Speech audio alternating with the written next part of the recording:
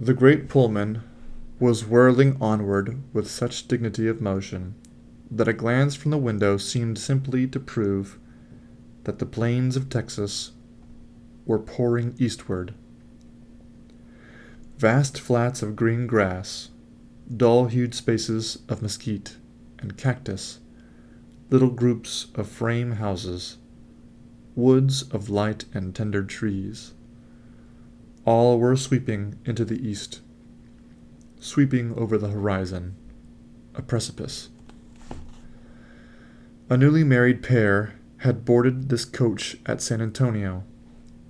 The man's face was reddened from many days in the wind and sun, and a direct result of his new black clothes was that his brick-colored hands were constantly performing in a most conscious fashion. From time to time he looked down respectfully at his attire. He sat with a hand on each knee, like a man waiting in a barber's shop. The glances he devoted to other passengers were furtive and shy. The bride was not pretty, nor was she very young. She wore a dress of blue cashmere, with small reservations of velvet here and there, and with steel buttons abounding. She continually twisted her head to regard her puff sleeves, very stiff, straight, and high. They embarrassed her.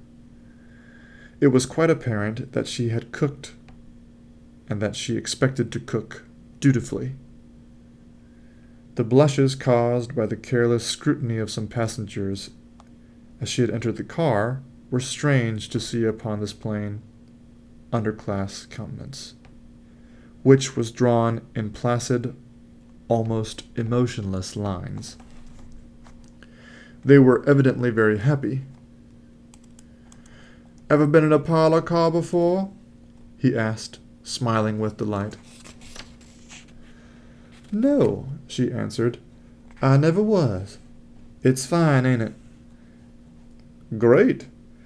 And then, after a while, we'll go forward to the diner and get a big layout. Finest meal in the world. Charge $1. "Oh, do they?" cried the bride. "Charge $1? Why, that's too much for us, ain't it, Jack?" "Not this trip, anyhow," he answered bravely. "We're gonna go the whole thing." Later, he explained to her about the trains. "You see, it's 1,000 miles from one end of Texas to the other, and this train runs right across it, and never stops but 4 times. He had the pride of an owner. He pointed out to her the dazzling fittings of the coach, and in truth her eyes opened wider as she contemplated the sea-green figured velvet, the shining brass, silver, and glass, the wood that gleamed as darkly brilliant as the surface of a pool of oil.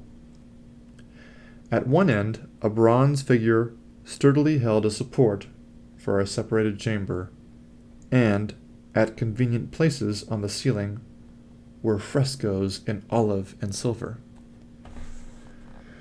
To the minds of the pair, their surroundings reflected the glory of their marriage that morning in San Antonio. This was the environment of their new estate, and the man's face in particular beamed with an elation that made him appear ridiculous to the Negro porter. This individual at times surveyed them from afar, with an amused and superior grin. On other occasions he bullied them with skill in ways that did not make it exactly plain to them that they were being bullied. He subtly used all the manners of the most unconquerable kind of snobbery. He oppressed them, but of this oppression they had small knowledge, and they speedily forgot that infrequently a number of travelers covered them with stares of derisive enjoyment. Historically, there was supposed to be something infinitely humorous in their situation. "We are due in Yellow Sky at 3:42, he said, looking tenderly into her eyes. "Oh, are we?" she said, as if she had not been aware of it. To evince surprise at her husband's statement was part of her wifely amiability. She took from a pocket a little silver watch, and as she held it before her and stared at it with a frown of attention, the new husband's face shone.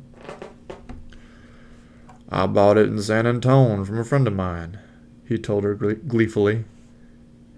"It's 17 minutes past 12, she said, looking up at him with a kind of shy and clumsy coquetry. A passenger, noting this play, grew excessively sardonic, and winked at himself in one of the numerous mirrors. At last they went to the dining car. 2 rows of Negro waiters, in glowing white suits, surveyed their entrance with the interest and also the equanimity of men who had been forewarned. The pair fell to the lot of a waiter who happened to feel pleasure in steering them through their meal. He viewed them with the manner of a fatherly pilot, his countenance radiant with benevolence. The patronage, entwined with the ordinary deference, was not plain to them, and yet, as they returned to their coach, they showed in their faces a sense of escape. To the left, miles down a long purple slope, was a little ribbon of mist, where moved the keening Rio Grande. The train was approaching it at an angle, and the apex was yellow sky. Presently it was apparent that, as the distance from yellow sky grew shorter, the husband became commensurately restless. His brick-red hands were more insistent in their prominence. Occasionally, he was even rather absent-minded and far away when the bride leaned forward and addressed him. As a matter of truth, Jack Potter was beginning to find the shadow of a deed weigh upon him like a leaden slab. He, the town marshal of Yellow Sky, a man known, liked, and feared in his corner, a prominent person, had gone to San Antonio to meet a girl he believed he loved, and there, after the usual prayers, had actually induced her to marry him, without consulting Yellow Sky for any part of the transaction. He was now bringing his bride before an innocent and unsuspecting community. Of course, people in Yellow Sky married as it pleased them, in accordance with a general custom.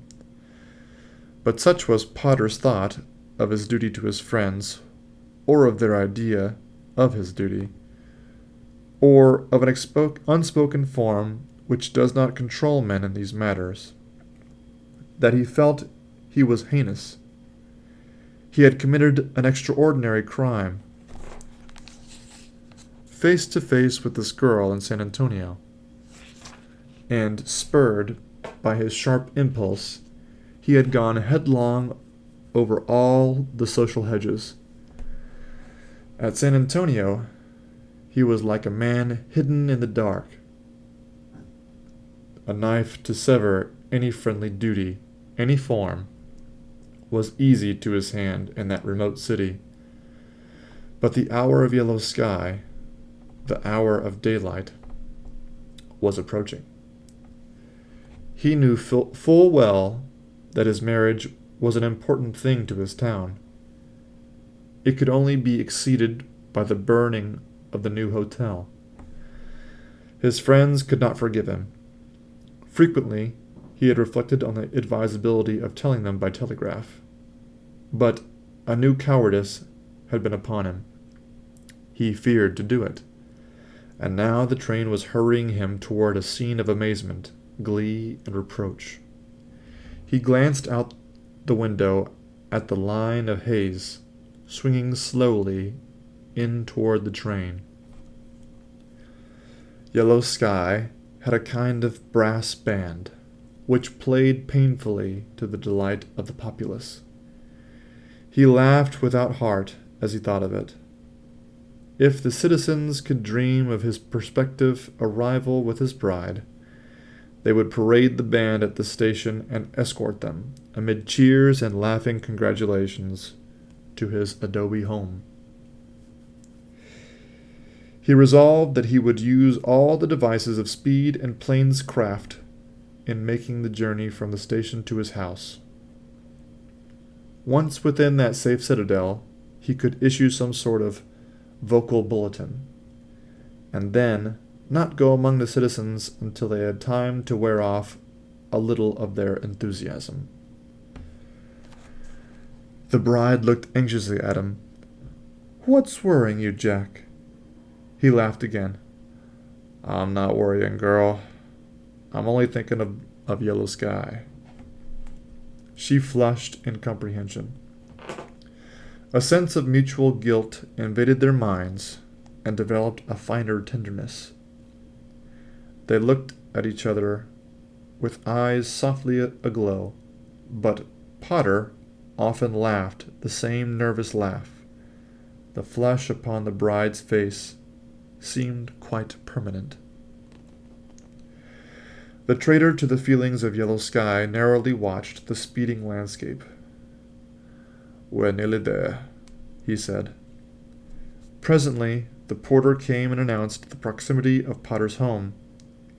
He held a brush in his hand, and, with all his airy superiority gone, he brushed Potter's new clothes, as the latter slowly turned this way and that way. Potter fumbled out a coin and gave it to the porter, as he had seen others do. It was a heavy and muscle-bound business, as that of a man shoeing his first horse. The porter took their bag, and as the train began to slow, they moved forward to the hooded platform of the car. Presently, the two engines and their long string of coaches rushed into the station of Yellow Sky. "They have to take water here," said Potter, from a constricted throat and in mournful cadence, as one announcing death. Before the train stopped, his eye had swept the length of that platform, and he was glad and astonished to see there was none upon it but the station agent, who, with a slightly hurried and anxious air, was walking toward the water tanks. When the train had halted, the porter alighted first, and placed in position a little temporary step. "Come on, girl," said Potter, hoarsely. As he helped her down, they each laughed on a false note. He took the bag from the negro, and bade his wife cling to his arm. As they slunk rapidly away, his hang-dong glance perceived that they were unloading the two trunks, and also that the station agent, far behind near the baggage car, had turned and was running toward him, making gestures. He laughed, and groaned as he laughed, when he noted the first effect of his marital bliss upon Yellow Sky. He gripped his wife's arm firmly to his side, and they fled. Behind them the porter stood, chuckling fatuously.